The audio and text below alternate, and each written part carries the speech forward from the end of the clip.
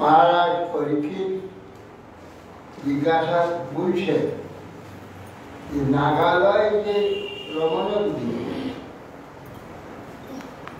কেন কালীয়ত সেখানেই বাস করত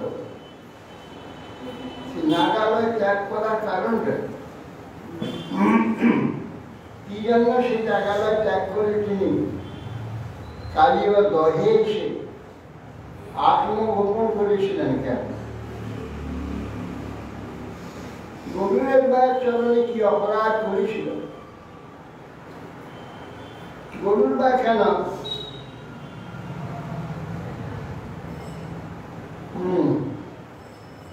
গরুরে কি আর কার্য করেছিল যেটা গরুরের বিদ্বেষ উপহার উপহার যে তাৎপর্য নেই मासी मासी हो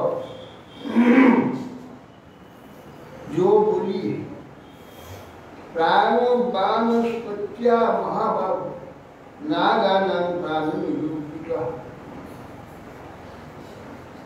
কালিয়ে গরুরের সন্তোষের জন্য তার গরু সর্পকে ধরে ধরে খেত।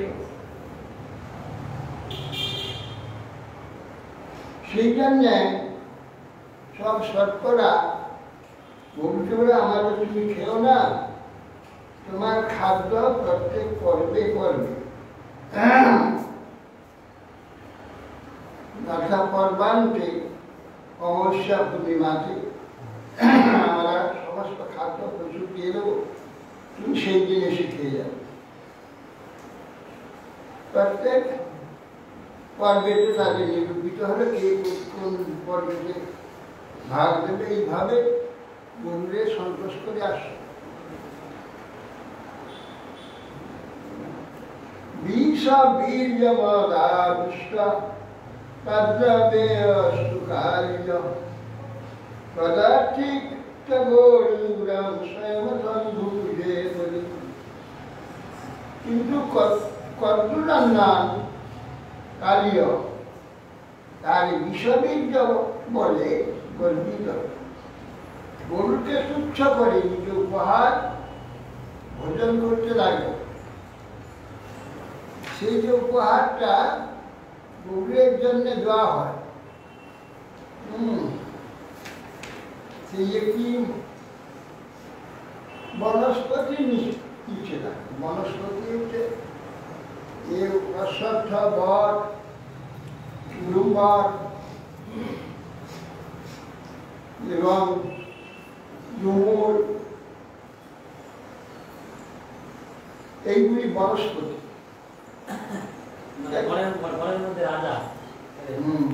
বনের প্রতি এরা, এদের ফুল না হয়ে ফল হয়। যে গাছে ফুল হয় না ফল হয় তাকে বনস্পতি। যে বনস্পতি এগুলি বটে, বন, অশ্বত্থ, পাকুড়ি, তারপর উড়ুম্বর, ডুমুর, বেল করতে বলা যাবে না, বেলের ফুলের এত গন্ধ যা একটু গন্ধ আর গন্ধে করে পাগল করে দেয়। বিলের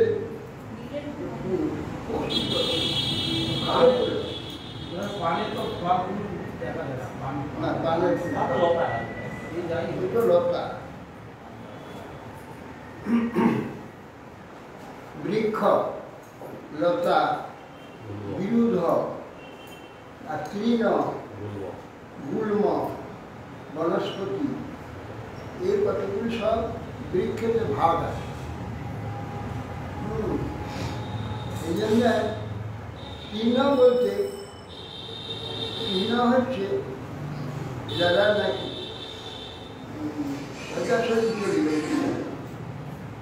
তার ডালপালা নাই তাকে তৃণ বলা। তৃণ হচ্ছে তৃণ, তাল গাছ হচ্ছে প্রধান, তৃণরাজ, তৃণরাজ, খেজু, হেটা, তারপর হচ্ছে নর, তারপরে সুপারি, নারিকেল, সুপারি, নারিকেল, এসব হচ্ছে তৃণ। আর তৃণ এটা তৃণমূল কথা আছে। তৃণমূল থেকে তৃণমূল পর্যন্ত বলে। ঘাস করে তৃণ বলে, ঘাসকে তৃণ বলে, কিন্তু বাস্তব তৃণ হচ্ছে এরা। ওগুলো কিন্তু দুর্বালতা, দুর্বাকে ঘাস করে। আর অন্যান্য যে ঘাস গোখাদ্য একটা গাঁট হলো, গাঁট ওই পর্যন্ত শেষ, ওখান থেকে আবার একটা হলো, সেই যে এখানে শেষ হলো, সেখানটা গাঁট, সেখানে আবার কি, এইভাবে যে এইগুলো সব তৃণ। বেদ গাছ ও তৃণ, বাঁশটাও তৃণ বলা হয়। বাঁশ তৃণ ডাল আছে, ডালপালা আছে, ও তৃণ, তৃণ আর বিরুদ্ধা তার হচ্ছে সেও লতার মধ্যে উঠে যায়, কিন্তু তার ইয়ে আছে, এটা টক লতা তো স্বাভাবিক, তার ইয়ে নেই, কাঠ নেই, শুধু টকের উপরে। কিন্তু এটা লতার নেয়, কিন্তু ভিতরে শক্ত আছে, ওটা ভর্তি, ফাঁকা নেই, ভর্তি। এটা বিরুদ্ধ। শ্রীকৃষ্ণ বিরুদ্ধা বলি, আমার গুরু গোস্বামী লেখা বিরুদ্ধা, লতা বলেনি বিরুদ্ধ, স্বয়ং এরা সব দাঁড়াতে পারে, কিন্তু লুকিয়ে লুকিয়ে যায়।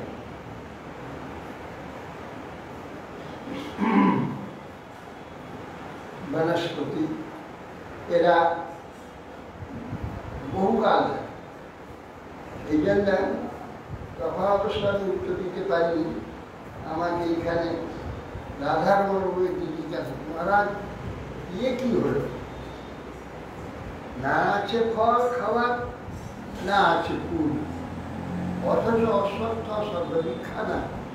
ভগবান বলেছেন কত ভালো ভালো ফলের গাছ আছে, ভালো ভালো ফুলের গাছ আছে, কত সুন্দর গন্ধ আছে, কত সুন্দর স্বাদ আছে, সেই সব কাজ ভগবান বলেন না। আর অশ্বত্থ গাছে না আছে ফুল আর না আছে ফল, এমন একটা গাছকে বললেন, ভগবান বললেন অশ্বত্থ সর্বদীক্ষা। এ কেন? আমার তখন মনে হয়েছে তাই তো বলি, কি ব্যাপার। তাকে শাস্ত্র করতে করতে গিয়েছিলাম যে বনস্পতি, বনস্পতি যাদের ফল হয় তারা বনস্পতি, বনস্পতি রাজা আবার। এই জন্যে সর্ববৃক্ষের রাজা হয়ে যাচ্ছে। ফল ফুল না থাকলেও সর্ববৃক্ষের রাজা, সেই ভগবান বিভূত এত বড় বৃক্ষ, এত বড় ডালপালা, অনেক বড় বৃক্ষ বহুকাল থাকে, এবং তার যা শরীর বিশাল, ডাল বহু দূর পর্যন্ত চলে যায়, তার আবার ইয়ে হয় না, ঝুড়ি হয় না, বহু দূর চলে যায় ডাল। মায়াপুরে ঘুরতে দেখেছি অশ্বত্থ গাছটা কত বিশাল, কত দূর পর্যন্ত চলে গেছে তার ডাল। এই জন্যে অশ্বত্থ ভগবানের বিরুদ্ধ। কিন্তু কালীয় তার বিষবীর্যের বলে, দম্ভে অহংকার কাউকে মানে। ভগবান কারো দম্ভ অহংকার কিছুতে সহ্য করতে পারে। কেন? দম্ভের নাম হচ্ছে মায়া, তার শক্তি। সে মায়ার রূপে কেউ দম্ভ করতে পারবে না। যদি কেউ দম্ভ করে, তার দম্ভ অহংকার নষ্ট করে দেয়। এই জন্য কালীর এই দম্ভ, তার বিষবীর্যের ফলে সে কাউকে গ্রাহ্য করলো না। সেই যে পর্বে পর্বে গরু সে খায়, খাদ্যগুলো গায়ের জোরে সব খেয়ে ফেলে। তচ্ছুত্রা কপিত কুপিত রাজন ভগবান ভগবৎ প্রিয়া বিদিঘাংশু মহাবেগ কার্য সমুপাদ্রবৎ। তচ্ছুত্রা কুপিতা রাজন ভগবান ভগবৎ প্রিয়া গরু শুনলে যে খাদ্যগুলো আমরা খাইকে, তখন দুর্বল সর্বগণ বলছে যে কালিয়া ভেসে সব খেয়ে নেয়। আমরা ঠিক রেখে যাই, আপনার ভাত রাখার আমরা ভুল করি না, কিন্তু এই কালিয়া সব খেয়ে নেয়।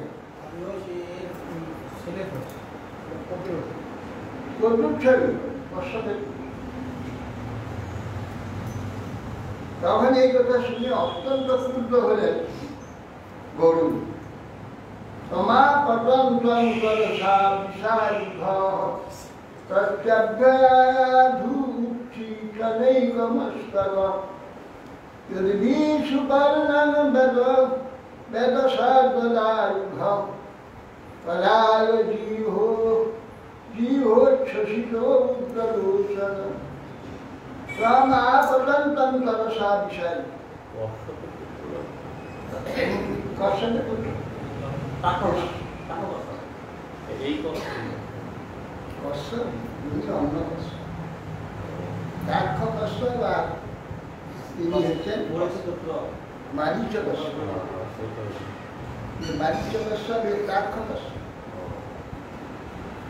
দাক্ষ শব্দের একজন ছিলেন তিনি তার 4 জন পত্নী ছিল ওই কশ্যপকে দিয়েছিলেন ওখানে দিল 13 জন আর একে 204 মজু বিনোদা আর পতঙ্গী আর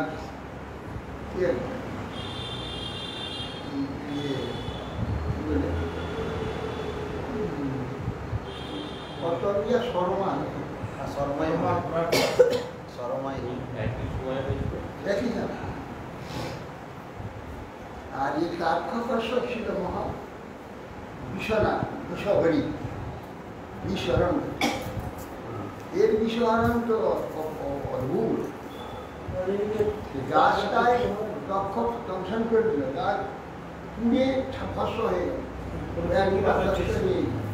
যে মন্ত্র তুলে ধরে ভস্যটা গোড়ায় দিয়ে একটু করে গাছে অঙ্কুর বেড়ে অঙ্কুরের গাছটা বাড়তে হলো যখন বড় হয়ে গেল ঠিক সেই রকম শাখা প্রশাখা সব হয়ে গেল দেখা গাছে সেই একটা লোক ডাল ভাঙছে শুকনো ডাল সে ডালটা তখন ভাঙছে এইরকম ক্ষমতা এই কসম মানে যে দ্বিতীয় ব্রহ্মা শিশু এরকম যোগ্যতা ভগবান কাছে কি যোগ্যতা দেয় অপদিক অবাক হয়ে যায় গৃহের ওপর পরীক্ষিতকে বাঁচানোর কি আছে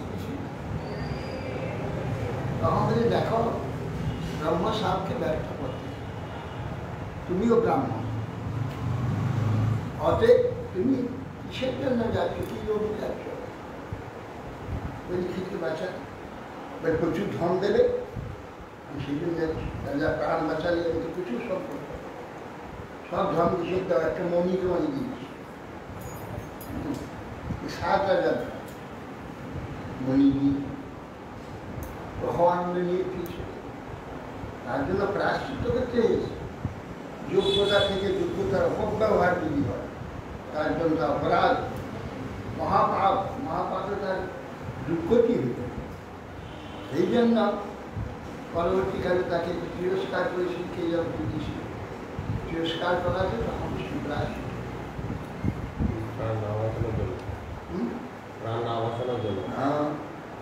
ওই জন্য ডাক্তার ওই জন্য কবিরাজ হয়েছে যদি কোনো অসুস্থ রোগীকে এটা চিকিৎসা না করে তাহলে তার তো আর যোগ্যতা তো থাকবে না যোগ্যতা নষ্ট হয়ে যাবে আর মহাপাপী অতএব সেই জন্য যার যা যোগ্যতা আছে সেই যোগ্যতাকে যথাযথ ব্যবহার করতে হবে তাহলে ওই যোগ্যতাটা আবার পাবে নাহলে আর দেবে নাহলে আর পাওয়া যাবে যোগ্যতাকে প্রাপ্ত হতে গেলে পুনরায় আবার সেইটা পাবে না সেই যোগ্যতা বহুগুণিত হয়ে পাবে ভগবান এখন তাকে যে যোগ্যতা এই জন্য বলে না যে জ্ঞান ফলে জ্ঞান ফল হওয়া উচিত জ্ঞান থাকবে সে জ্ঞান অন্যের উপকারে সকলে ব্যবহার করে জ্ঞানকে চুরি করতে হবে জ্ঞান তো আমার সম্পদ নয় জ্ঞান স্বয়ং ভগবানের সম্পদ তার শক্তি সরস্বতী তার সম্পদ তিনি কৃপা করে আমাকে দিয়েছেন সে জ্ঞানটাকে যদি যথাযথ তার সম্মান করা হয় ব্যবহার করা হয় যাতে আবার অপব্যবহার জন্য হয় ব্যবহার অপব্যবহার হবে তাহলে ওই জ্ঞান তো পাবেই তো বহু গুণিত হয়ে পারে তাকে বিশ্বত ব্যবহার আর বিক্রি না সে আবার এক মুশকিল আছে জ্ঞানকে যদি বিক্রি করে তা গেল আর তো পাবে না এবং একেবারে মূঢ় হয়ে বহুজন এখন সব বিক্রি ডবল বিক্রি 3 ডবল বিক্রি স্কুল স্কুল কলেজেও পড়াবে, ঘরে একটা ক্লাস হবে, বাইরে একটা ক্লাস হবে, এইবার কতবার করে তাকে বিক্রি করে। আবার সেই টিচার আবার রিটায়ারে আমরা পেনশন দেয়। তারপরে আবার কাজ না করে তার পুরস্কার নিতে হবে মরা পর্যন্ত, প্রচুর পেনশন। এর ফল ভয়ানক, এর ফল আগামী মূর্খ হয়ে যাবে। এর পিছিয়ে কোনো উপায় নেই। আমার ও শিক্ষা অর্জন করেছে তো পড়াবে না, শিক্ষা অর্জন করে হ্যাঁ পড়াবে, তো বিনা পয়সায় তো ঋষিরা কি পড়াবে? ঋষিরা প্রত্যেকে আগে গুরুকুল ছিল, गुरुकुले तो सबले पड़ता है ना कॉलेज स्कूल। तो आज के जो যুগ আছে अगर यदि কেউ শিক্ষা অর্জন করেছে আর আবার ওই স্কুল কলেজে যদি না পড়ায় তাহলে আর খেতেও পাবে না। ঠিক আছে, আজকে বিদ্যাকে এইভাবে যেটা পড়াচ্ছে তাই যথাযথ করতে হবে। বিক্রি করবে, বিক্রি যে করছে তার ঠিক দাম দিচ্ছে না, বিক্রি করছে যেটা টাকাটা বেশি নিচ্ছে, দিচ্ছে কম, সেখানেও ফাঁকি। বিদ্যাটা ফাঁকি চলছে, এগুলি হচ্ছে কথা। বিদ্যাকে যে দামটা নিচ্ছে সে কাজটা হচ্ছে। আগে তোমার টিউশনই ছিল না, আগে আমাদের যেসব বিরাট বিরাট বিদ্বান ছিলেন তাদের জ্ঞান কি ছিল? ক্লাস করে পাস করে ওই স্কুলে হেডমাস্টার হয়েছিল, ক্লাস করে পাস করে ওই স্কুলে হেডমাস্টার। ঠিক আছে, তার বিদ্যাটা কি করছে? তো এইরকম সেই সময় বিদ্যার যথাযথ সম্মান ছিল, কিন্তু বিদ্যাদান করতেন পয়সার বিনিময়ে চিন্তা ছিল না। দ্বিতীয় লোকে কিছু পয়সা, টাকা পয়সা আগে আগে পড়াতো, পড়াতো একবারে প্রীতিপূর্ব, বা তাকে পণ্ডিত নিয়ে ছাড়, না পড়লে তাকে শাস্তি দিত, মারত, রোদে গিয়ে এক পায়ে তাকে দাঁড় করে রাখত, এইরকম নানা কষ্ট দিত। সেটাকে শত্রুরূপে না, ভয় দেখার জন্য যে এইরকম হবে যদি না পড়ে আসো, ঠিক পড়ে যেতে হতো। তখন কত ইয়ে ছিল, ছেলের প্রতি কত দায়িত্বশীল ছিল, দায়িত্ববান ছিল, যারা মাস্টার গুরু তার দায়িত্ব ছিল। এদের এখন কিচ্ছু নাই, ছিল টাকা নিচ্ছে গাদা গাদা। এখন মানে করা চললো না, কিছু বলতে পারবে না, গার্জিয়ান আবার কেস করে দেবে। তারপরে একে যে পড়াবে কি কি প্রশ্ন আসতে পারে একটা ঠিক করে নিয়ে তাকে সেইটা নোট করে দেবে, নোট করে দিয়ে দেবে, সে মুখস্থ করবে, যা লিখে দেবে, তার কি জ্ঞান হবো? সব বইটা তো পড়তে হবে, তবে জ্ঞান হবে। আর নোট মুখস্থ করবে। একটা ছেলে এমএ পড়ে, আমি বলে তখন ছিল, আমি বলি কি পড়া? আমি এমএ কি নিয়ে পড়ছো? বাংলা। বাংলায় কি কি সাবজেক্ট আছে? বাংলাতে বৈষ্ণব সাহিত্য আছে, তার শাক্ত সাহিত্য আছে, ইত্যাদি কিছু শব্দ। বৈষ্ণব সাহিত্যে কি কি আছে? চৈতন্য মঙ্গল আছে, চৈতন্য চৈতান্ত আছে, চৈতন্য ভাগবত আছে, তারপর নতুন দাসী আছে, দাসী আছে, কিছু বলবো। চৈতন্য চৈতান্যে কি কি সাবজেক্ট আছে? তো এর মধ্যে হচ্ছে ইম্পর্টেন্ট রাবে আনন্দ সংবাদ, তারপর সনাতন শিক্ষা, রূপ শিক্ষা, সার্বভৌম ধ্যান, এগুলো কি করবে? আমি এইগুলো তোমাদের এরা পড়ায়, কি বলে প্রফেসররা পড়ায়, বলে হ্যাঁ পড়ায়। কি পড়ায়?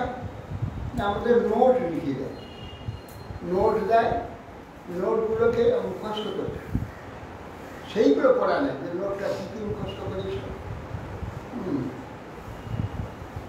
তখন না ঠিক আছে, নোটগুলো আমরা মুখস্থ করে লিখে দিই। তাহলে রায় সনাতন শিক্ষায় যেসব কথা আছে মহাপুরুষ সূত্রটা বুঝতে পারে কিচ্ছু আর নোট মুখস্থ করবে, প্রশ্ন সেইটা পড়ে ওই মুখস্থ করার জন্য ওটা নেই, কিছু বুঝি না, তাহলে কি পড়া হবে? এইভাবে পড়া হয়। সেই জন্যে টাকা নিয়ে পড়া অন্তত ঠিক মতো পড়া, ঠিক মতো পড়ানো হয়। তার মানে এ কলিযুগে সব বাইকটা দেখা যাবে, ভিটে সব অপরাধ। আমি সেদিন বলছিলাম আজকালের সমস্ত ব্যাপারটা হচ্ছে সারমাইকা আর হচ্ছে প্লাইউড। আজকের যে ব্যাপারটা রাজনীতি বলো, গার্হস্থ্যনীতি বলো, তারপর শিক্ষানীতি বলো, আর রাজনীতি বলো, হ্যাঁ, আর ধর্মস্থানটাই না, সেটা করছি যে রাজনীতি সবগুলো সারমাইকা আর প্লাইউড। প্লাইউডটা আমি দেখে সেটা কুরুক্ষেত্রে গেছিলাম, সমস্ত মাঠটা হচ্ছে প্লাইউডের গাছ। সে প্লাইউডের গাছ নাম হচ্ছে যে কি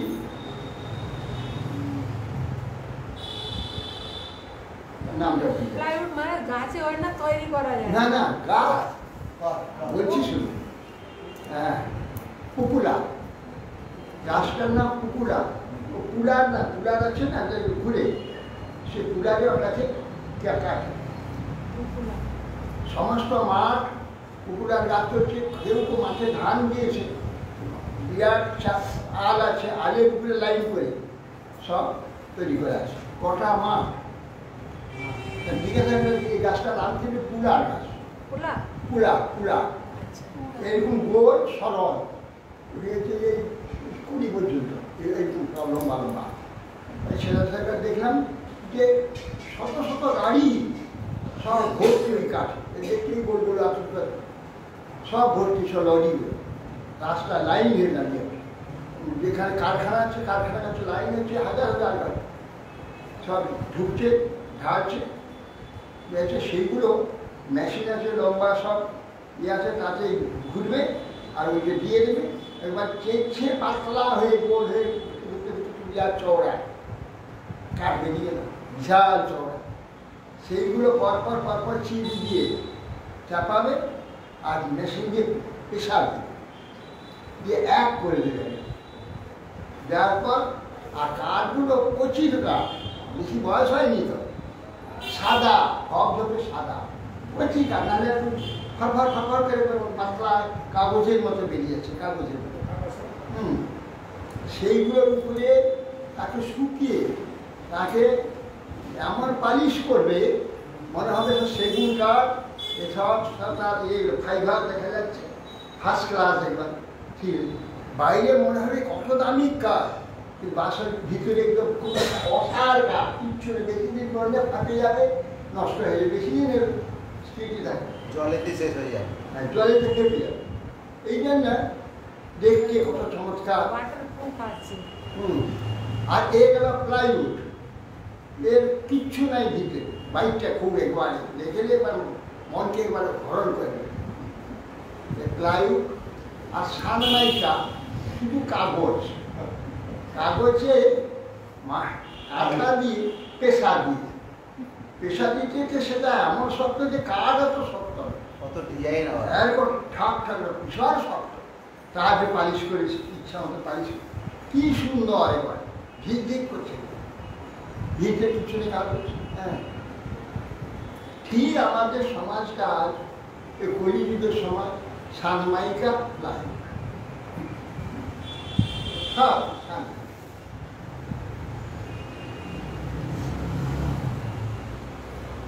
तब आपतन तंत्र साक्षायुधम सत्या भया जो ठीकर वाली निकली तो ठीकर नहीं का मास्टर एक बहु मास्टर जे कालियर धर्म महावेगे सुपर्ण গরু রাষ্ট্রে ও তার খাদ্য খেয়ে নেয়, সেই জন্য মারবার জন্য আসছে, সেই সময় হাঁ করে তার শত শত মুখ হাঁ করে তার বিষ দাঁত বার করে কামড়াতে যাচ্ছে গরু। গরু এসে তারপর তার খপুত্র শরীরস্বমিন্যমান প্রচণ্ড দেব মধুসূদনাসন পশেন শব্দেন হিরণ্যরোচিষা জঘান পদ্যুষ্ট মগ্ন বিক্রম মগ্নমুগ্র বিক্রম। কারণ তাক্ষপুত্র অন্যসমন্য, তাক্ষপুত্র যে গরু তখন তার ওই দাঁত দেখে কামড়াতে যাচ্ছে, যে ক্রুদ্ধ হয়ে আকাশে উড়ে এসে বাম পক্ষ দিয়ে এক ঝাপটা মেরেছে। এই এক প্রহারে একবার ওকে সে শুয়ে দিয়েছে মাটিতে। সুবর্ণ পক্ষা অভিজিত কালীবতী ববিহরম হ্রদম বিবেশ কালিন্দ স্তবগণ্য সুদাসুদম। যেই এক প্রকার মেরেছে, দেখুন যে আর এক আমাকে শেষ করতে নিজেকে সঙ্গে সঙ্গে সঙ্গে সূক্ষ্ম শরীরেতে চলে এসে চলে এলো সেই রমণদ্বীপ থেকে বৃন্দাবনে কালিয়ার হতে চলে এলো। ওই কেবল জানতো কিভাবে যে ওখানে গরু প্রবেশে নিষেধ আছে, কেন কালিয়ার হতে প্রবেশ করলে তার মৃত্যু হবে এই অভিসম্পাদ আছে।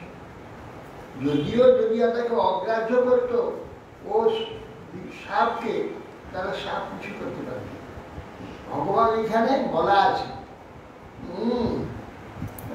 বলছেন হ্রদেন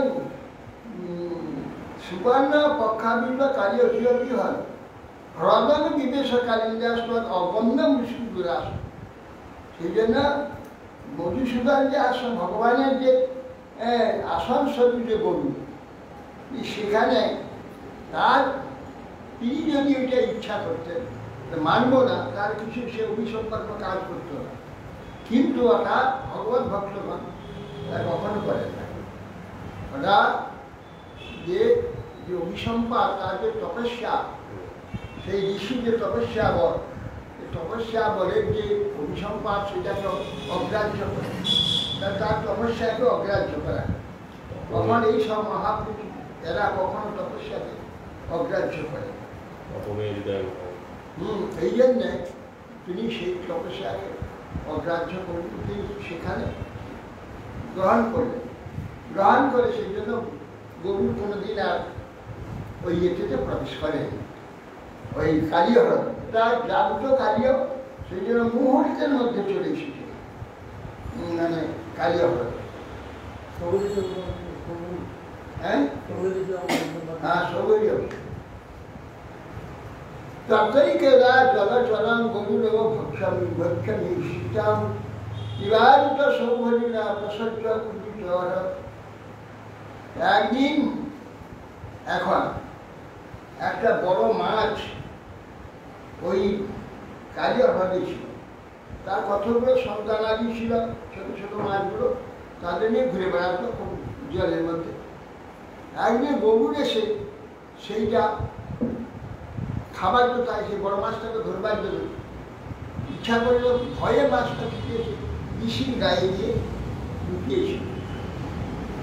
এমন সময় সেই গরু এসে বল কিন্তু তাকে ধরে নিয়ে খেয়ে নিয়েছে। তখন ক্রুদ্ধ হয়ে মীনার সুদুঃখিতার দৃষ্টা দীনার মীন পতভূতি কৃপয়া সৌভরি প্রাহ তৎলক্ষে মমাচরণ। যখন এই বড় মাছটাকে ধরে নিয়ে চলে গিয়ে খেয়ে নিল, তার যে সন্তানগুলি ছিল ভয়েতে সে ঋষির কাছে সকলেই যেন দুঃখটা জানাবার জন্য সকলে ঘুরে ঘুরে খুব দুঃখিত। তারা এটা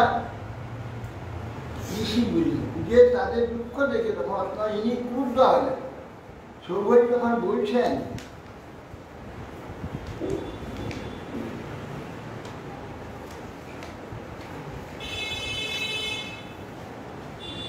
অত্রাপ্রবিশ্য গরুরো যদি মৎসার সখাদতি সদ্যা প্রাণী বিযুজ্যেত তথ্যমে তদ্বিম্মহম। আমি অভিসম্পাদ দিচ্ছি গরুর, যদি গরুর এখানে প্রবেশ করে মৎস্য ভক্ষণ করে, তার সঙ্গে সঙ্গে তো প্রাণ বহির্গত হয়ে যাবে, মৃত্যু হবে না। আমি এই কথা বললাম, তথ্য এবা মেঘা রবীন মাহুন, আমি আর এই কথা বলছি, এইটা সত্য হবে।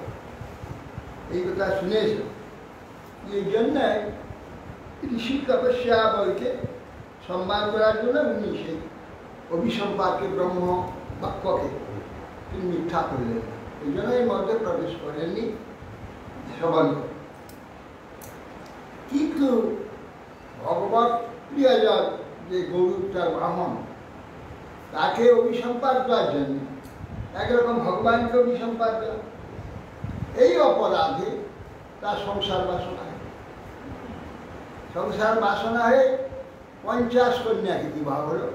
হাজার হাজার বছর জলে সম্মান করে দিয়ে নাকি তপস্যা করছে। কেন? বাইরে এই রূপরাও শব্দবদ্ধ স্পর্শ সংসার এইসব দেখে চিত্ত ভ্রমিত হবে, আকৃষ্ট হবে। সেই ভয়ে তিনি কুম্ভক করে শত শত বৎসর জলের মধ্যে বসে তপস্যা করছে। যে ভয়ে জলের মধ্যে তপস্যা করছে, আর সেই কাজটা সেই সংসার হয়ে গেল। কিসে না, এত বড় তপস্যা, এত বড় বিভূতি লাভ করেও রেহাই পেলে না বৈষ্ণব অপরাধে, তার দুর্গতি হয়ে গেল। শেষে বলবে যে আমি এক ছিলাম, 51 হলাম, তারপরে 5000, এখন 5000 হয়েছে। একা ছিলাম, 5000 হয়েছে। 10টা করে পুত্র হয়েছিল, হ্যাঁ, প্রত্যেকের গর্বে 50 10 500 500, 10টা করে হয়েছিল, পরে আবার ওদের 10 করে হয়েছে, 50 10 500 পুত্র হতো। তারা আবার 10 করে সন্তান হয়েছে 5000। হ্যাঁ, এই প্রকার তখন তার নাতি সব হয়ে গেছে। এই 5000 বলে এই বাবা রক্ষা করো, আবার আলামানের সংসার দরকার বলে ঋষি তখন বেরিয়ে চলে গেলেন। তখন স্ত্রীগুলি যে মানধাতা কন্যা 50 কন্যা, মানধাতা 50 কন্যা, তারাও ঋষির সঙ্গে সংসার হয়ে গেল। তারা তার ছেলে এবং নাতিরা সংসার, এরা সব ঋষির সঙ্গে ঋষি তপস্যা করে ভগবত চিন্তা করতে করতে প্রাণ চলে গেলে, এরাও প্রাণ ত্যাগ করেছে।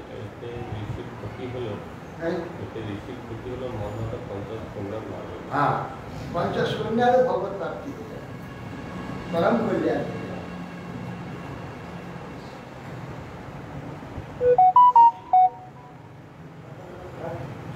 কালিয়া পরম বেদ নন্য কষ্টন রেলিহ অবাসী গরুরা ভীত কৃষ্ণের বিবাস। কেবলমাত্র এই বৃত্তান্তটা কালীয় জানে। কিভাবে কালীয় জেনেছিল ভগবত ইচ্ছা।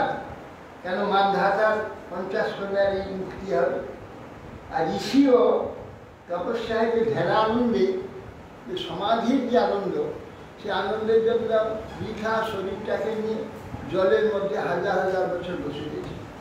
এখান থেকে ভগবান মুক্তি দেওয়ার জন্যে ওকে এইরকম একটা বিপদে ফেলে দিয়ে আবার দিব্যজ্ঞান দিলেন। সেই দিব্যজ্ঞানে ভগবত ভজনের প্রবৃত্তি হলো। তাহলে তপস্যা নষ্ট হয়ে গেছে। নষ্ট তপস্যাকে কি করে উদ্ধার করে? যে তপস্যা হাজার হাজার বছর ধরে সংগ্রহ করা হয়েছে, সে তপস্যা নষ্ট হয়ে গেছে। ওই তপস্যাকে সংগ্রহ আবার করতে আবার হাজার হাজার বছর তপস্যা করে সংগ্রহ, এইভাবে বেকার সময় নষ্ট। কি প্রয়োজন আছে? এই জন্য তার বুদ্ধি হলো ভগবত ভজন না, তপস্যা তপস্যা নেই। তপস্যা তো সমাধি লাভ করে, সমাধিতে আনন্দ আছে, সমাধি আনন্দ। ওই জন্য ঋষিরা হাজার হাজার বছর তপস্যা। মহাপ্রলয় যখন শরীর নষ্ট হয়ে যাবে সমস্ত, তখন সুখময় ভগবত শরীরে থাকবে। আবার গল্প আরম্ভ হবে, 250 মহাপুরুষের জন্ম মহাঋষি হবে, বড় বড় ঋষি হয়ে জন্ম। এই শরীর লাভ করে ব্রহ্মা থেকে, ঋষি থেকে শরীর প্রাপ্ত হয়ে এরা ঋষি। এই যে আমাদের ঋষিরা কশ্যপ, কুতু, গ্রহ, পুরস্কৃয়, মীরা, বশিষ্ঠ, মরিচি, দক্ষ, মন্ডপ, এসব ওই বিভূতিতে জ্ঞান তো সব যোগী ঋষিগণ, সিদ্ধ যোগী। এরা সিদ্ধ হয়ে সিদ্ধ শরীর এত মুক্ত হয় না, এরা সব থেকে যায়, আবার এরা আবার ঋষি হয়ে এখানে আসে। এইভাবে চলতে থাকে। কৃষ্ণ রাধা দৃষ্টান্ত দিব্য সর্বসমাসম মহাময়ী গণাকীর্ণ জাম্বুনাথ পরিষ্কৃত উপলভ্য চিতা সর্বে গন্ধ প্রাণৈবাসম প্রমোদ নিভিদাত্মন গোপা পিতা ভিদে ভিদে। কৃষ্ণ দিব্যমাল্য গন্ধ সুবর্ণ ভূষিত বা সেই কি বলে ওই ইয়ে সোনা, জাম্বুনাথ সোনা, যে সোনার অলঙ্কার স্বর্গের দেবীগণ করে। জাম্বুনাথ জম্বু জাম গাছ আছে এই আমার এই ভারতবর্ষের নাম জম্বুদ্বীপ, এশিয়া মহাদেশ। এশিয়া মহাদেশটা আছে জম্বুদ্বীপ। এই জম্বুদ্বীপে যে একটি গাছ আছে, যোজোর বহু যোজন বিস্তৃত তার ডালপালা, বিশাল জাম গাছ, বিশাল বিশাল জাম তৈরি হয়ে গেছে, জাম ফল। জাম ফলের দেখে তোমার নিচে পড়ে একটা জাম হাতির মতন। আর সেই এতে কি বলে সুমেরু পর্বত, সুমেরু পর্বতে এক পাশে সেই জাম গাছ আছে। সে জাম গাছ যখন পেকে জাম পড়ে ফেটে তার যে রস বেরোয়, সেটা একটা রোজ নদী বয়ে আসে। সে নদী মহাবেগে নদী হয় জাম রস। সে নদীর দুপাশে যে মাটি পাথর, সে রসে সিক্ত হয়, সোনা হয়ে যায়, সোনা হয়। আর সেই সোনা অতি নির্মল সোনা, সেই সোনায় দেবীগণ, স্বর্গের দেবীগণ অলঙ্কার। সুনির্মল কৃষ্ণ প্রেম যেন জাম্বু নদে, সেই প্রেম নীলকে দুর্লভ। কবিরাজ গোস্বামী সুনির্মল কৃষ্ণ প্রেম যেন জাম্বু নদে, জাম্বু নদীতে যে সোনা হয় সেই সোনা নির্মল সোনা, তাতে কোনো খাদ নাই। কৃষ্ণ প্রেম সেটা উপমা দিতে গিয়ে কবিরাজ গোস্বামী বলছেন সুনির্মল কৃষ্ণ প্রেম যেন জাম্বু নদে, সেই প্রেম নীলকে দুর্লভ। সেই জাম্বু নদের দ্বারা যে সব জাম্বুনাথ পরিষ্কৃত মহামণি খোদিত যে স্বর্ণালঙ্কার,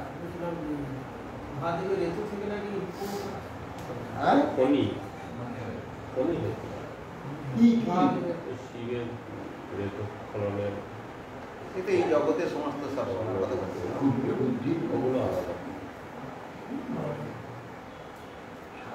প্রশ্ন করে বিচার।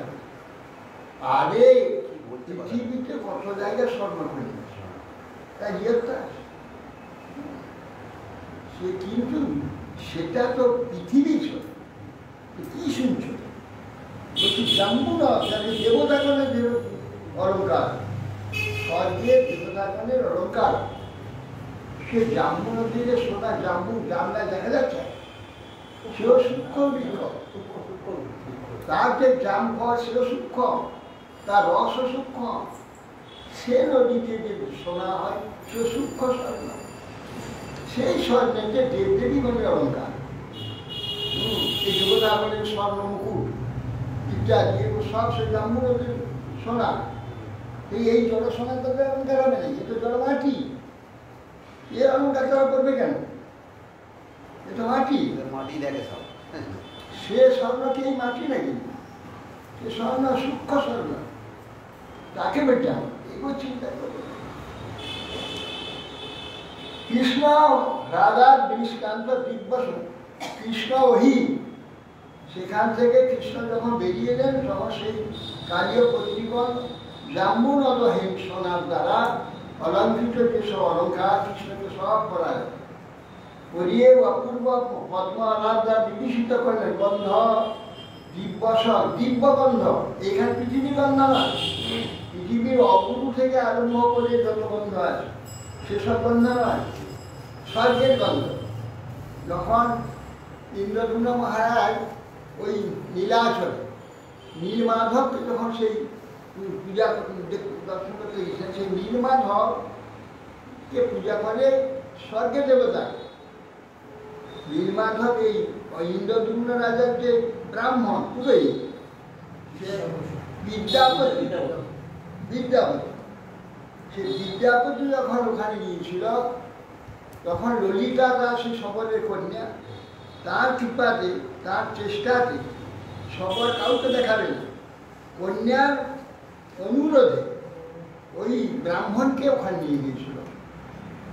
ব্রাহ্মণ তখন ওখানে গিয়ে প্রবেশ করে, সে বন্ধনের পাগল হয়ে বন্ধ কোথা থেকে, কি বন্ধ? তখন বলছে এই হচ্ছে স্বর্গ থেকে এসেছে। প্রতিদিন দেবতাগণ স্বর্গ থেকে মালা, পুষ্প, চন্দন আদি ওখান থেকে আসে। তারই কথা। আর কি অপূর্ব সব নৈবেদ্য ওই বসে সব, ও দেখে অবাক হয়ে কি অপূর্ব জিনিস। সেই সব স্বর্গ থেকে সেই সব পূজা হয়, সেই সব নীলমাধবকে নিবেদন হয়। এই নীলমাধবকে ওই ব্রাহ্মণ দর্শন করলেন, প্রণাম করলেন, সেই প্রসাদ ভোগাদি ভোজন করেছে। সেই যখন স্বর্গ থেকে যখন ফিরে আসছে ইন্দ্রদুম্ন, তখন স্বর্গ থেকে জগন্নাথের যে অভিষেক হবে, তার যাবতীয় ফল ফুল যা কিছু দ্রব্য, মধু, দুগ্ধ, যখন সুরভির দুগ্ধ, পার্থিব দুগ্ধ নয়, সেখান থেকে দুগ্ধ, দধি, এই সব নিয়ে যখন এখানে এলো, তখন মাধবকে মন্দির থেকে বার করে, আলাদা মন্দির করে ইন্দ্রদুম্ন যখন মাধবকে প্রতিষ্ঠা করে, এ খবর লোকে দেখে দিয়ে বলল গালবরাজ, মহারাজ কোথাকার একটি রাজা এসে তোমার মন্দিরকে দখল করেছে, দখল করে আর তোমার ঠাকুরকে মন্দির থেকে বার করে অন্যত্র অন্য মন্দিরকে রেখে দিয়ে সেখান থেকে রাখে বার করে। শুনে তো গালবরাজ বোধে একদম ইয়ে সৈন্য সাজিয়ে বিরাট সৈন্য সামর্থ্য নিয়ে আক্রমণ করার জন্য এসেছে। সে দেখলো স্বর্গ থেকে সমস্ত ঘটি, কলসি, থালা, বাটি সব এসেছে, সব স্বর্গ থেকে। আর যত সব অভিষেক দ্রব্য, পৃথিবীর কিছু একটু নেই, সব স্বর্গ থেকে এসেছে। ও যুদ্ধ করবে কি দেখেই অবাক হয়ে এই সব, এ তো কোনোদিন কেউ দেখেনি সব কিছু। তখন খালি কি খবর একজনকে জিজ্ঞাসা করি ব্যাপারটা, তখন সর্বদা বলি এ মন্দির ইনি করেছেন, তুমি তোমার মন্দির রেখেছ, উনি সপ্তযুগে মন্দির করে ব্রহ্মার কাছে গেছিলেন। আর বিগ্রহ এখানে প্রকাশিত আছেন, বিগ্রহ অভিষেক হবে সেই জগন্নাথ, বলরাম, সুভদ্রা, তিন মূর্তি অভিষেক। শুনে গালবরাজ এসে গিয়ে চরণে পড়ে ইন্দ্রদুম্নের শাস্ত্রকে প্রণাম করে বললেন, মহারাজ আমরা অপরাধ করেছি, আপনার বিরুদ্ধে সৈন্য সামনে এনেছি, আপনার মন্দির আপনি জগন্নাথে প্রকাশ করবেন এসব কিছু আমি জানি না।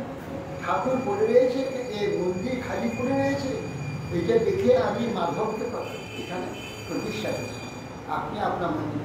মহারাজ আমার কেউ নেই, আমি আমার যে বংশে পরম্পরার কোনো যত পুরুষ সব শেষ হয়েছে, যে রাজন্যবর্তরা এই মন্দির নির্মাণে আমাকে সাহায্য করে তাদের বংশের পরম্পরায় কেউ নেই। এই মন্দির প্রতিষ্ঠা আপনাকে সাহায্য করতে হবে, আর আপনার বংশ পরম্পরা এই মন্দিরে সেবা করে। দেখুন যে গজপতি মহারাজ আছে, এই সেই গালবরাজের বংশ, ইন্দ্রদুম্নের কোনো বংশ নেই, ইন্দ্রটাই তো সবচেয়ে। তারপরে মন্দির ব্রহ্মা এলেন, মন্দির প্রতিষ্ঠা হলো, মন্দিরে কীর্তি সেবা হবে, জগন্নাথ নিজ মুখে সমস্ত করবে। সেই জায়গায় তার নাম মাদলা পঞ্জি। মাদলা পঞ্জিতে যা লিখা তার বাইরে কিছু করবে, সেইভাবে আজও পর্যন্ত মন্দির চলবে। জগন্নাথের মুখনিষ্ঠিত কথা, কীভাবে সেবা হবে, কোন কোন উৎসব হবে, 12 মাসে কি উৎসব হবে, সব জগন্নাথ নিজেই করবে, সেইভাবে মন্দির থাকবে, এরা আর অন্য ধারও করতে পারে। যুগের সঙ্গে সঙ্গে পরিবর্তন হচ্ছে, এই পরিবর্তনের সঙ্গে কিছু কিছু ডিজিটাল চেঞ্জ করতেই হয়, যেমন ট্যাপ লাগানো, ইলেকট্রিক লাগানো ইত্যাদি। এই জিনিসগুলো কারা না সারদা পণ্ডিতকে যে উৎসবের বর্ণনা দেওয়া আছে এগুলো করতেই হবে। অধিকন্তু নবসায় এর অধিক কোনো যদি চমৎকারিতা কেউ করতে পারে সে করতে পারে, সেটা বিধিতে করতে হবে, অবৈধ হবে। কেউ যদি বলে আমেরিকা থেকে নিয়ে আসবো, ব্রিটেন থেকে নিয়ে এসে এটা লাগাবো, সে আসবে না। ওই বাংলা পণ্ডিত এ অনুযায়ী পান্ডা কমিটির হেড পান্ডা আছে, সে একটা ডিসিশন নেই এখন। যেটা মুক্তি মণ্ডপ আছে ওইখানে বিচার মুক্তি মণ্ডপে আলোচনা হবে, হয়ে সেইভাবে কাজ।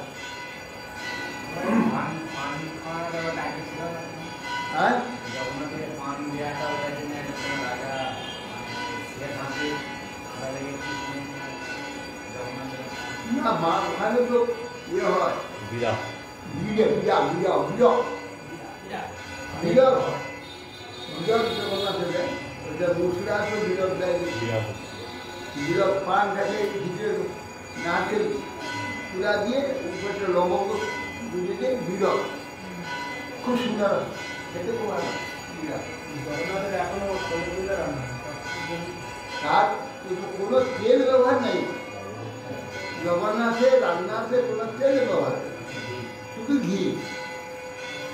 ঘি সেবা খাঁটি ঘি, জগন্নাথের ঘরোয়া কি ঘরোয়া ঘি, জগন্নাথের ঘরে ও ভেজাল ঘি হবে। বাইরে তার ঘরের লোক ও জগন্নাথের গরু আছে, গাভী আছে, শাক সবজি সব কিছু আর বাগান আছে জগন্নাথ বল্লভ উদ্যান, সেখানে চাষ হয়।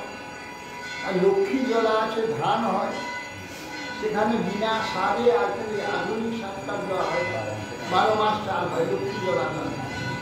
সেখানে চালের দিকে হয়, হ্যাঁ এখন।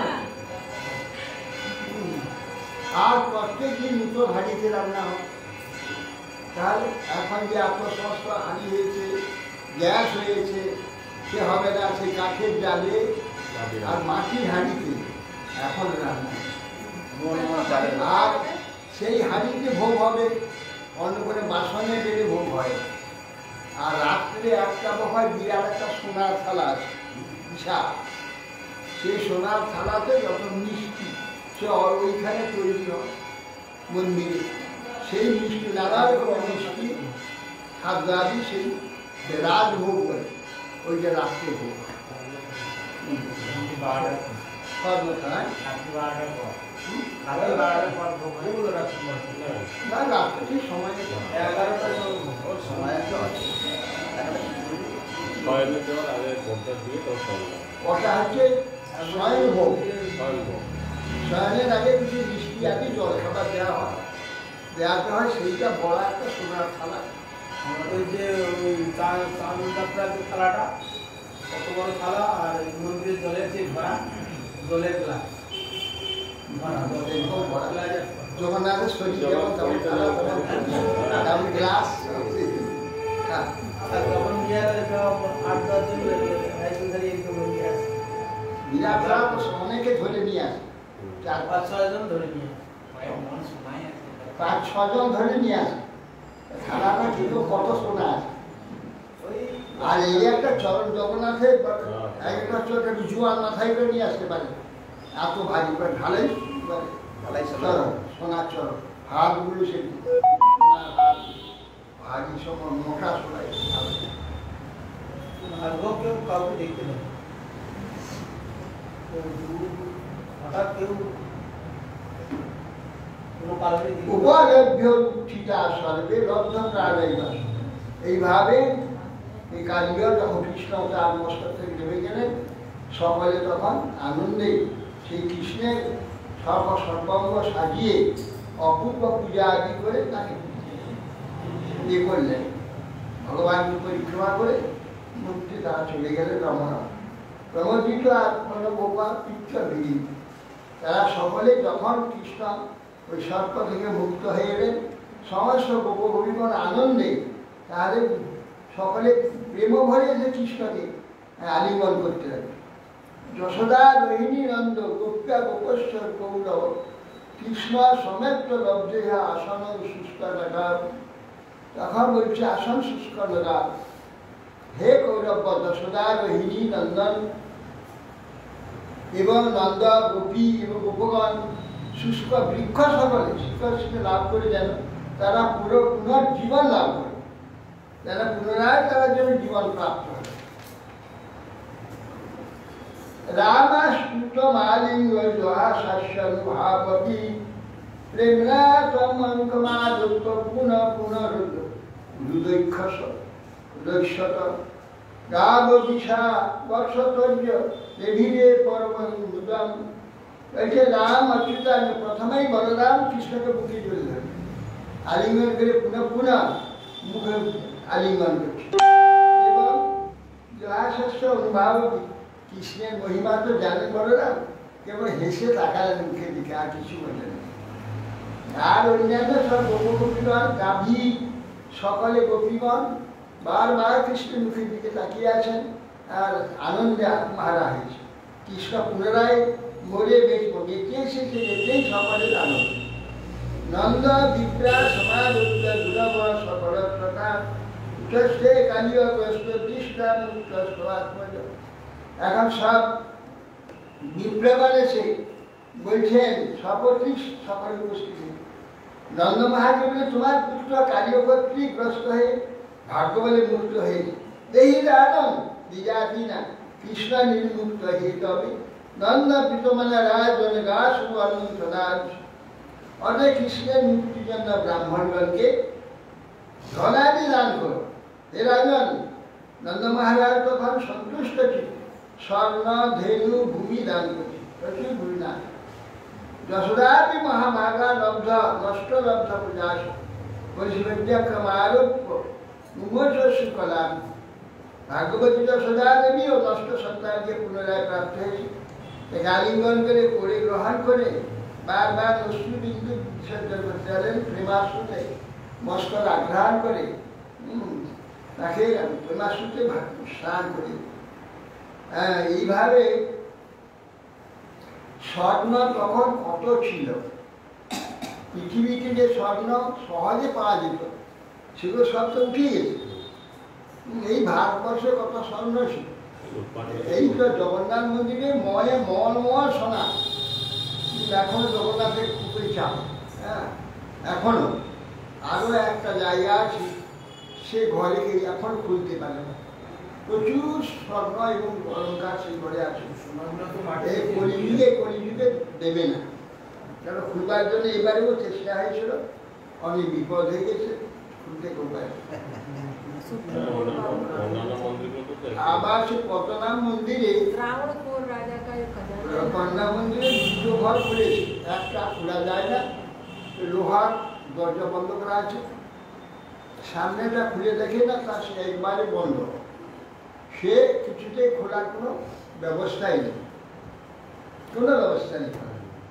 তখন তারা বলছে যে পয়সা খুলবে এই যুগের শেষে, কি সত্য দিয়ে খুলবে, কলিযুগে এটা খুলবে না, আর একটা মন্ত্রেতে খুলবে, কোনো চাবি নাই, কিছু নেই, চাবির এই ব্যবস্থা নেই, কিচ্ছু নেই, লাগানো আর ভয়ানক দুটো সাপ, হ্যাঁ, ফোনা তুলতে দাঁড়িয়ে আছে, ওই ছবি ওই কমাটে আঁকা আছে, এছাড়া কিছু নেই। বলছে মন্ত্র পড়বে, সেই ব্যক্তি জন্ম হবে, সে মন্ত্র বলবে, কমাটা খুলবে। হ্যাঁ, ওই ঘরে ভর্তি আছে। এখন যে ঘর খুলেছে এত সেই অনন্ত শয়ন করেছে, সর্প আছে বলে ওটা ঢালাই সোনা, কত মূর্তি যে আছে তার থেকে সেগুলো লোকে মানত করে দিয়েছে রাজারা। হ্রদ আছে, সেই হ্রদ সব সোনা হ্রদ আছে, সেই হ্রদটা খণ্ড খণ্ড করা আছে, সেগুলো জুড়িয়ে হ্রদ চলে। তাকে টানবার জন্য একটা দড়ি, কয়েকশো ফুট লম্বা দড়ি, এই কাছি আছে, সোনার কাছি, তাকে বেঁধে টানা। এইরকম এইগুলো আবিষ্কারিত কত সোনা, তাই সোনা। আরও তো বিরাট ঘর একটা বন্ধ, সেটা খুলতে পারা যায়। এইরকম সোনা তো ছিল ভারতে, সে সোনা তো তুলে নিয়েছে সব, খালি হয়ে গেছে। তারপরে কলিযুগের মানুষের লোভের তো শেষ নেই, এই জন্যে সে অন্তর্হিত হয়ে গেছে। আছে প্রচুর সোনা আছে এই ভারতে, সব অন্তর্হিত হয়ে গেছে, কুবের সেটাকে লুকিয়ে দিয়েছে। আবার সত্য যুগে এখানে গাদা সোনা পায়, মানুষের যুগ অনুযায়ী। এই তো সত্য ত্রেতা তারপর চলে গেছে, এই 3 যুগে তো সব ব্যবহার, প্রচুর সোনা ব্যবহার। তার প্রমাণ এই মন্দিরগুলো এখনো, ওই গঙ্গানাথের মন্দির গোটা সোনায় মোড়ানো আছে, এখানে কাশীতে বিশ্বনাথের মন্দির সোনায় মোড়ানো আছে, বহু জায়গা সোনার দিয়ে মন্দির মোড়ানো আছে, ভেঙ্কটেশ্বর মন্দির সোনায় মোড়া আছে। হ্যাঁ, কত সোনা আছে, প্রচুর সোনা আছে। এখন সেগুলো লুপ্ত হয়ে গেছে, আছে চোখে আমরা দেখছি কিন্তু দেখো চিনতে পারবো না। এই যে পাহাড়গুলো আছে প্রচুর সোনা আছে, আমরা খুঁজে পাবো না। এখন কিছু কিছু পাশ্চাত্য দেশে ওরা বার করছে, এখানেও আছে কোথায় কোথায় দেখতে হচ্ছে, বহু কষ্ট। বলে ইংরেজরা চুরি করে নিয়ে গেছে। হ্যাঁ, ইংরেজরা বলে চুরি করে নিয়ে গেছে। অনেকেই নিয়ে গেছে। মুসলমান কত নিয়ে গেছে এখানে, ইংরেজরা তো নিয়ে গেছে। কালা পাহাড়, একটা হিরের কোহিনূর, কোহিনূর এখন সেটা ব্রিটিশ মিউজিয়ামে আছে, সেটা আমার ভারতের কোহিনূর, বিশাল এক হীরা। এইরকম সব আছে, কলির পাপে সব নষ্ট হয়ে যাবে। সুবর্ণরেখা নদী মেদিনীপুর হয়ে গিয়েছে উড়িষ্যা, সুবর্ণরেখা, ও বালিতে সোনা পাওয়া যেত, এই যে তার নাম হয়ে গেছে সুবর্ণরেখা, সোনা পাওয়া যায় বাড়ি। এখনো মহানদীতে স্বর্ণ বালিতে পাওয়া যায়। অর্থাৎ সেই জন্য সোনা প্রচুর আছে, থাকলে কলির প্রভাবে মানুষের তো লোভের শেষ নাই। আর সে লোভে এইসব সোনা টোনা যে পাওয়া যায়, পরস্পর কাটাকাটি হয়ে মারামারি এসব মরে যায়। সেই জন্য ভগবান বিয়ে নিয়েছে, এরা তো মারামারি করে মরবে। হ্যাঁ, পরশ পাথর সাধারণ পাই, অতএব সেই জন্য স্বর্ণ সেগুলো লুকিয়ে দিচ্ছে। অতএব সমস্ত ব্রজবাসী বা কৃষ্ণকে পেয়ে আনন্দে আর সেই দিন আসেনি। সেই রাত্রে ওই কালীয় দহের কুলের তীরেতে সকালে সেখানে থাকবে, রাত্রে আবার দাওয়ানল জ্বলে যাবে। ওটা বোধহয় জানতে পারবে কংস, কাউকে পাঠিয়ে দিয়ে আগুন নেই। দাবানল চতুর্দিক গ্রাস করে ঘুরবে, পরে বলবে কৃষ্ণ তখন, কৃষ্ণ স্মরণাপন্ন, কৃষ্ণ তখন খেয়ে ফেলেছে, ওটা দাবলে টেনে নিল, সব দাবান রয়েছে কৃষ্ণ মুখের মধ্যে, হা করে কৃষ্ণ টেনে নিয়ে সব দাবান রয়েছে শূন্য। হরে কৃষ্ণ। যশোদানন্দ বাবা থাকবে তো? যশোদানন্দ বাবা থাকবে? হ্যাঁ, যশোদানন্দ বাবা ওরাও থাকবে তো? হ্যাঁ, সব ঠিক আছে।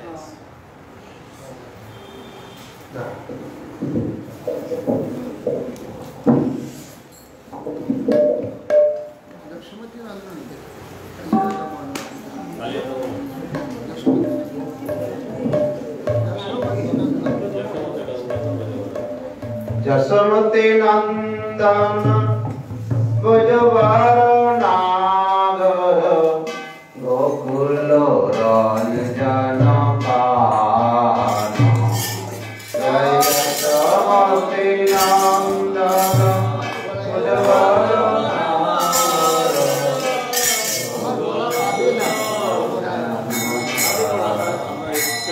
জয় জয়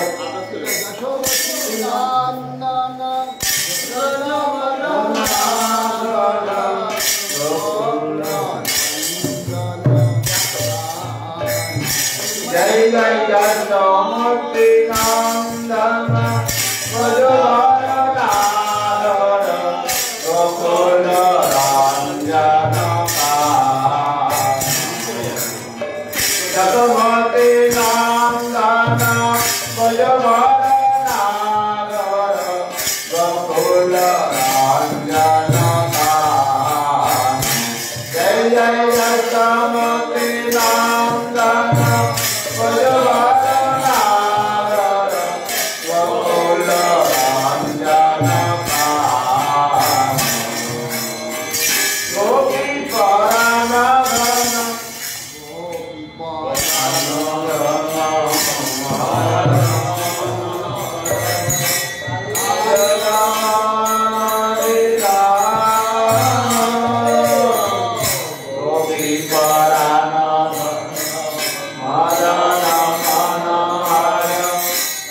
Hare Rama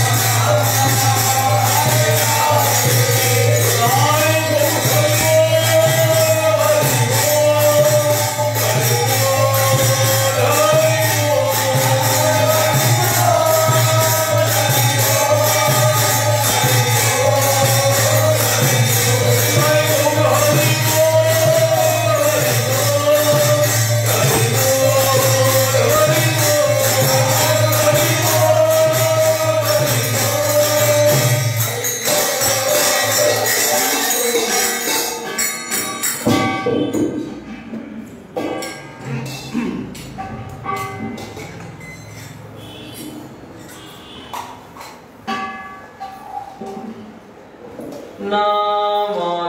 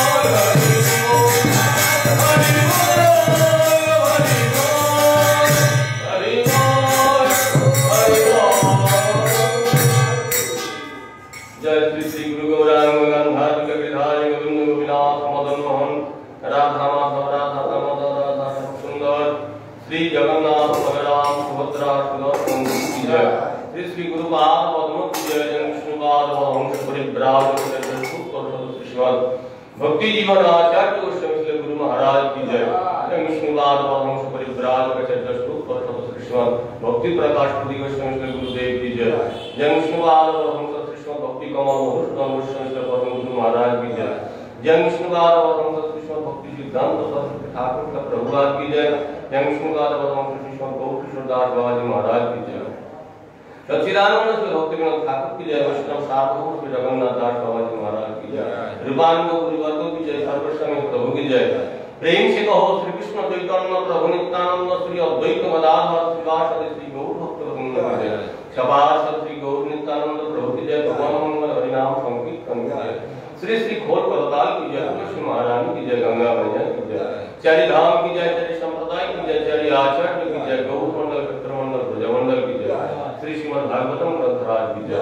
श्री श्री चैतन्य भागवत चैतन्य चरितामृत ग्रंथराज की जय। श्रीमद् भगवद गीता श्री प्रणव संहिता श्री वेद पुराण वृंद की जय। अनंत कोटि वैष्णव वृंद की जय। परम पूज्य भक्तिदान सागर महाराज की जय।